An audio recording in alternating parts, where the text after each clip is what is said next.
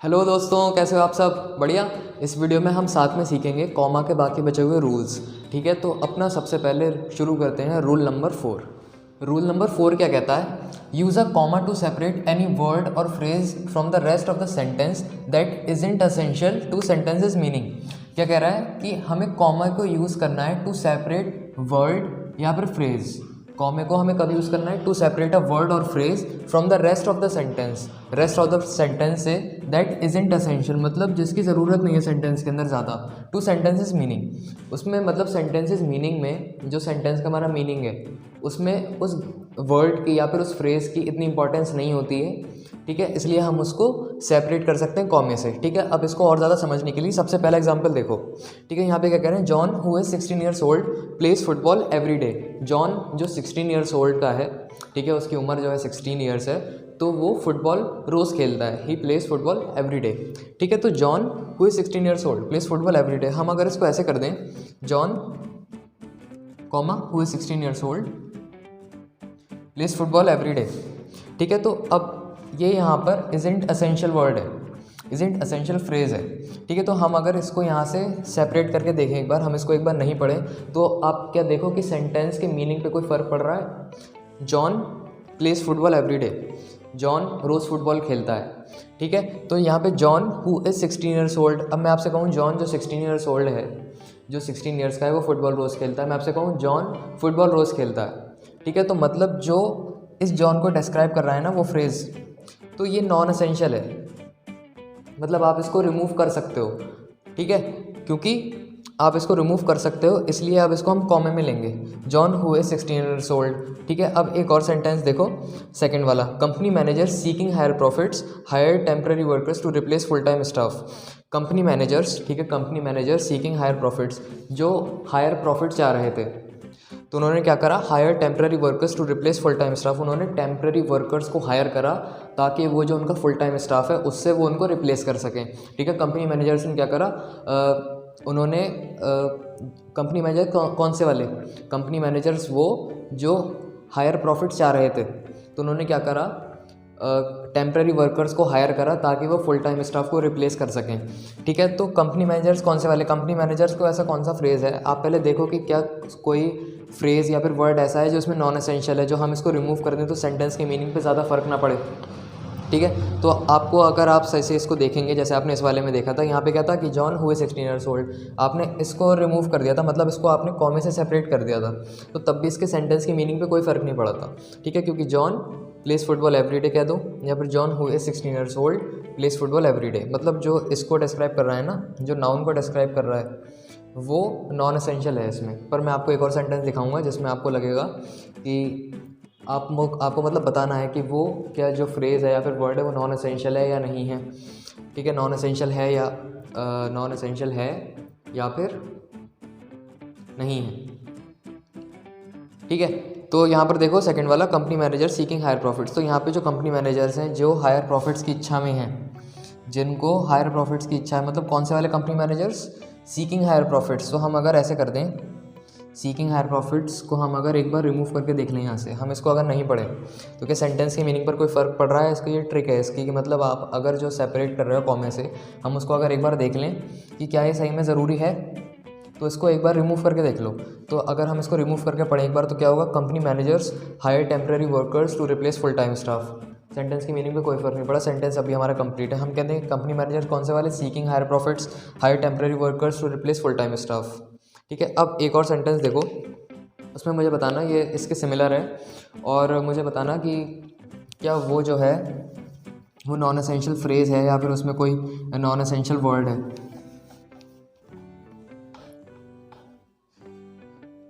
तुम सब लोगों के लिए अपनी बनियान फाड़ी मैंने। देखो,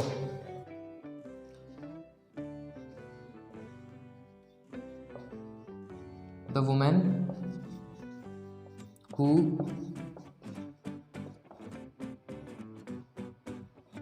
interviewed you is my sister. The women who interviewed you is my sister. अब जैसा हम इन सेंटेंसेस में कर रहे थे कि कंपनी मैनेजर्स को हमने देखा, अब इसको देखा कि इसमें कोई क्या ऐसा है जो नॉन एसेंशियल हो। तो हमें पता लगा हाँ भाई सीकिंग हायर प्रॉफिट जो है वो इज़न्ट एसेंशियल फ्रेज़ है हमारा, ठीक है। तो अब इसमें देखो हम क्या कर सकते हैं, कोई द वुमेन हु इंटरव्यूड हो, तो हो सकता है कुछ कहते हैं कि यहाँ पर ये है कि भाई इसको ऐसे लिखते हैं, who interviewed you, the women who interviewed you is my sister, ठीक है। तो अगर मैंने कहा था आपसे अगर इज़न्ट एसेंशियल है वो नॉन एसेंशियल है, तो आप उसमें ये देख सकते हैं उसको रिमूव करके क्या हमारा सेंटेंस तब भी सही है। अब ज़रा इसको एक बार रिमूव करके पढ़ के देखो, the women is my sister, इसका मतलब कंप्लीट सेंस नहीं बन पा रहा, सामने वाला समझ नहीं पा रहा आप किसकी बात कर रहे हो, ठीक है। The women is my sister मतलब वुमेन मेरी सिस्टर है, सारी वुमेन मेरी सिस्टर है, तो पर यहाँ पे ये सेंस थोड़ी है, यहाँ पे ये है the women who interviewed you is my sister, कि वो वुमेन जिसने तुम्हें देखा था, ठीक है, जिसने तुम्हारा इंटरव्यू लिया था वो मेरी सिस्टर है, ठीक है। तो यहाँ पे ये इज़न्ट एसेंशियल वर्ड नहीं है, ये असेंशियल है, ये असेंशियल फ्रेज़ है, ठीक है। तो यहाँ पे कॉमन नहीं आएगा, ये चीज़ एक बार जब भी आपको लगे कि भाई नॉन एसेंशियल वर्ड है तो उसको, नॉन एसेंशियल वर्ड है या फ्रेज़ है तो उसको एक बार रिमूव करके देख लिया करो। अब जैसे ऐसे बहुत सारे, ज़्यादातर ये ऐसे ही मिलते हैं, ये जो नॉन एसेंशियल वाले हैं ना, कि जैसे मैं कह दूँ माय अंकल, ठीक है, who is 36 years old, walks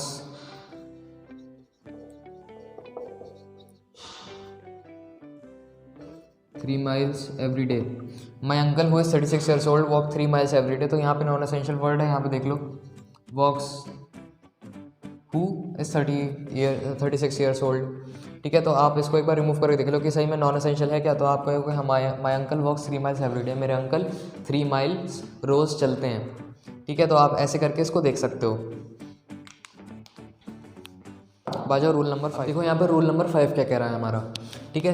ये कह रहे हैं use commas to set off direct quotation, मतलब हमें कॉमा को यूज़ करना होता है to set off direct quotation. Direct quotation का क्या मतलब जैसे किसी ने कोई बात कही तो एज इट इज़ उसको कॉपी पेस्ट कर देना कॉपी पर, ठीक है। तो वो होती है डायरेक्ट कोटेशन, ठीक है। जब हम जो बंदा कुछ बोलता है उसको हम एज इट इज़ कॉपी करके यहाँ पे लिख देते हैं, एज इट इज़ बिल्कुल कॉपी करके यहाँ लिख देते हैं, तो वो हो जाती है हमारी डायरेक्ट कोटेशन, ठीक है। अब जैसे एग्जांपल देखो, हमें क्या करना है, हमें इस डायरेक्ट कोटेशन को जो इन्वर्टेड कॉमास के अंदर हम बंद कर देते हैं वो होती है डायरेक्ट कोटेशन हमारी, ठीक है। इसको पहचानने का तरीका है ये, ठीक है। तो अब क्या है, ही साइड नेवर गिव अप, उसने कहा नेवर गिव अप, ठीक है, मतलब कभी भी हार मत मानो, नेवर गिव अप। तो हमें इसको क्या करना है, हमें सेट ऑफ करना है, मतलब सेंटेंस से इसको हमें सेपरेट करना है, किससे, कॉमा से।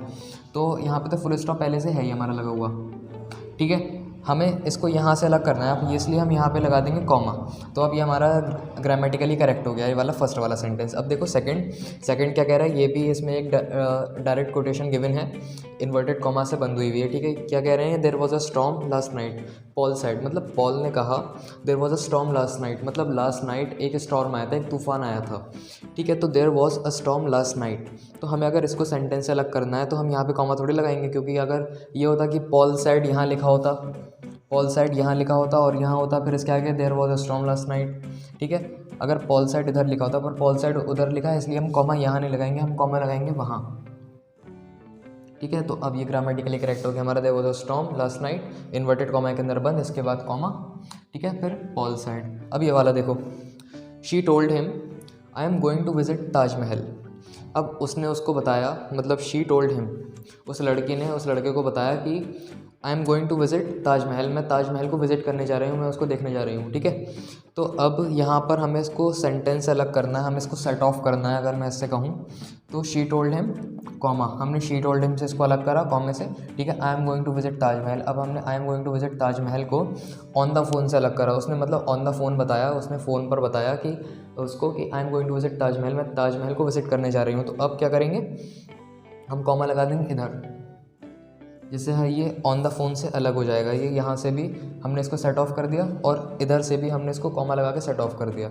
मतलब इतनी सी बात है कि अगर डायरेक्ट कोटेशन के इधर भी कुछ लिखा होता है और इधर भी कुछ लिखा होता है तो हम दोनों तरफ कॉमा इसमें लगा देते हैं, पर यहाँ पर जैसे फर्स्ट वाले सेंटेंस में लिखा है सिर्फ इधर, तो हम सबसे पहले कॉमा लगाएंगे, ठीक है। अब इस वाले में हमारा पहले कुछ नहीं लिखा था डायरेक्ट कोटेशन से, डायरेक्ट कोटेशन के बाद हमारा कुछ लिखा था, क्या लिखा था, पॉल साइड, तो हमने इधर कॉमा लगाया। अब थर्ड वाली में क्या था, पहले भी लिखा था डायरेक्ट कोटेशन के और डायरेक्ट कोटेशन के बाद भी लिखा था, तो हम इससे पहले भी लगा देंगे, हम इसके बाद भी लगा देंगे और इससे पहले भी लगा देंगे, ठीक है। मतलब हमें इसको बाकी के सेंटेंस से अलग करना होता है डायरेक्ट कोटेशन को, इतनी सी छोटी सी बात है, ठीक है। तो इसी के साथ ही हम चलते हैं अपने रूल नंबर 6 पर, ठीक है। उम्मीद है आपको यहाँ तक का बहुत मज़ा आया होगा, तो बने रहो रूल नंबर 6 तक, ठीक है। ये हमारा लास्ट रूल होगा। अब देखो रूल नंबर 6, रूल नंबर 6 क्या कह रहा है, use comma after words like therefore, however, furthermore, moreover etcetera.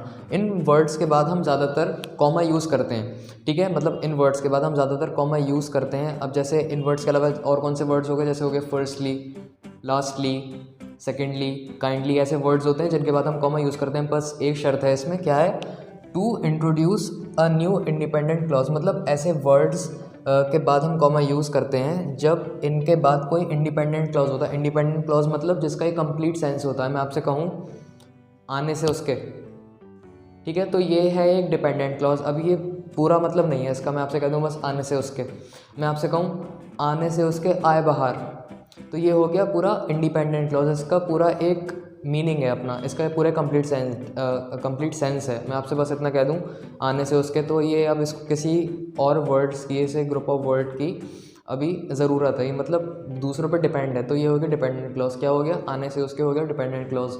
मैं आपसे कहूँ आने से उसके आए बाहर, तो अब ये हो गया इंडिपेंडेंट क्लॉज, क्योंकि अब इसको किसी की ज़रूरत नहीं है, आने से उसके आए बाहर, ख़त्म बात, ठीक है। तो अब इसके एग्जाम्पल देखो, John studied hard for the English exam.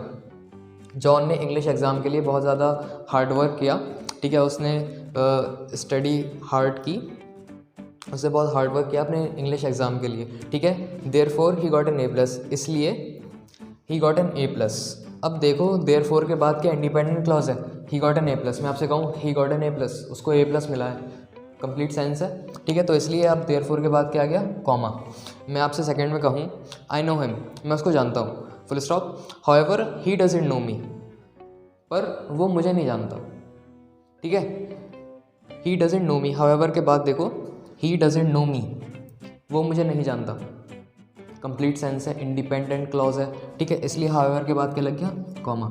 तो इसी के साथ ही हमने अपने इसके रूल्स कंप्लीट कर लिए कॉमा के, और उम्मीद है कि ये पार्ट 1 और पार्ट 2 देखने के बाद आपकी लेटर राइटिंग इम्प्रूव हुई होगी, आपकी कॉम्पोजिशन राइटिंग इम्प्रूव हुई होगी, ठीक है। और मतलब जितने भी पार्ट्स आप इंग्लिश में लिखते हो, आप ऐसे लिख रहे हो, आप कुछ लिख रहे हो, तो उसमें आप कॉमा यूज़ करते करते हो, और आप अगर नहीं करते हो तो टीचर नंबर काट लेती हैं। तो ये पार्ट 1 पार्ट 2 देखने के बाद, क्योंकि मैंने खुद सीखे तो मैंने आपको आके सिखाया, ठीक है। तो आप भी ऐसे सीखते रहिए, सिखाते रहिए और आगे बढ़ते रहिए, और कुछ ना कुछ सीखते रहिए, क्योंकि आप सीखते रहेंगे तो आपकी ग्रोथ होती रहेगी, ठीक है। तो मिलते हैं किसी नेक्स्ट वीडियो में, तब तक के लिए टेक केयर।